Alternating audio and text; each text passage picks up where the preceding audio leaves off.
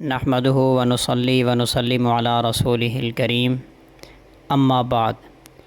ایک مسلمان کی زندگی کا ہر دن اور ہر رات بہت قیمتی ہے، لیکن اللہ تبارک و تعالیٰ اپنے بندوں کو سال میں کچھ خصوصی لمحات سے نوازتے ہیں، جن لمحات میں اس کی رحمتیں اور برکتیں بارش کی طرح برستی ہیں۔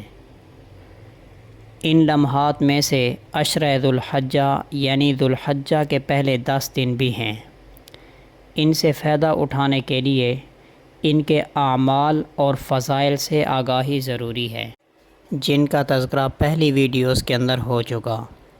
تو آج کی اس ویڈیو کے اندر قربانی کی تاریخ کا تذکرہ کرتے ہیں کہ قربانی کب سے مشروع ہوئی۔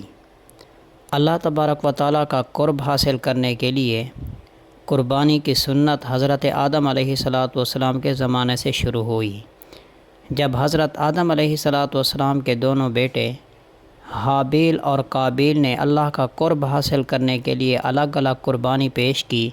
حابیل کی قربانی قبول ہو گئی لیکن قابیل کی قربانی قبول نہیں۔ یہ سورۃ المائدہ آیت نمبر 27 کا مفہوم ہے۔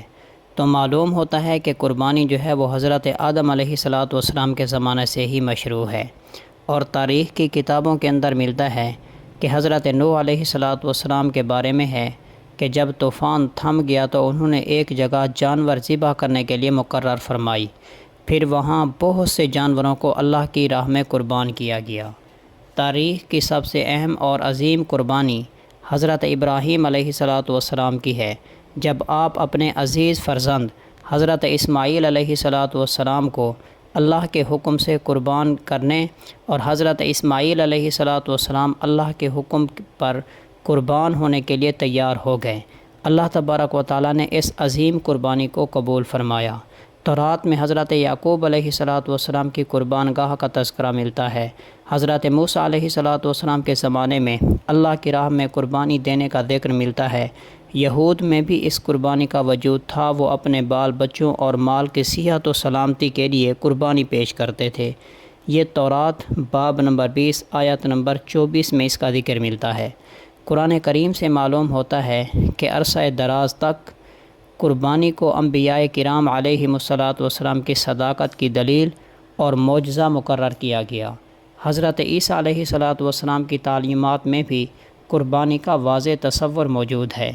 بائبل میں حضرت ابراہیم علیہ السلام کی قربانی کا قصہ موجود ہے۔ نصارہ کے اکثر فرقے قربانی کے قائل تھے۔ زمانہ جاہلیت میں بھی عرب میں بھی قربانی کا تصور موجود تھا، اگرچہ اس کا طریقہ بدل گیا تھا۔ وہ اپنے بتوں کی خوشنودی کے لیے قربانی دیا کرتے تھے۔ اسلام نے قربانی کو ایک مذہبی شعار قرار دیا ہے۔ قرآن و حدیث میں متعدد جگہ قربانی کا ذکر ملتا ہے۔ حضور اکرم صلی اللہ علیہ وسلم نے ہجرت کے بعد ہر سال قربانی کا اہتمام فرمایا۔ حجۃ الوداع میں حضور اکرم صلی اللہ علیہ وسلم نے اپنے دست اقدس سے 63 اونٹ ذبح کیے اور 23 اونٹ حضرت علی رضی اللہ تعالی عنہ سے ذبح کروائے۔ قرآن کریم کے اندر سورہ حج میں اللہ تبارک و تعالی ارشاد فرماتے ہیں وَلِكُلِّ أُمَّةٍ جَعَلْنَا مَنْسَكًا لِيَذْكُرُوا اسْمَ اللَّهِ عَلَىٰ مَا رَزَقَهُم مِّن بَهِيمَةِ الْأَنْعَامِ، اور ہم نے ہر امت کے لیے قربانی مقرر کی تاکہ وہ اللہ کا نام لیں ان جانوروں پر جو اس نے ان کو عطا کیے ہیں۔ پس تمہارا خدا صرف ایک ہی خدا ہے، تم اس کی فرما برداری کرو، خوشخبری سنا دو ان لوگوں کو جن کے دل اللہ کے آگے جھکے ہوئے ہیں۔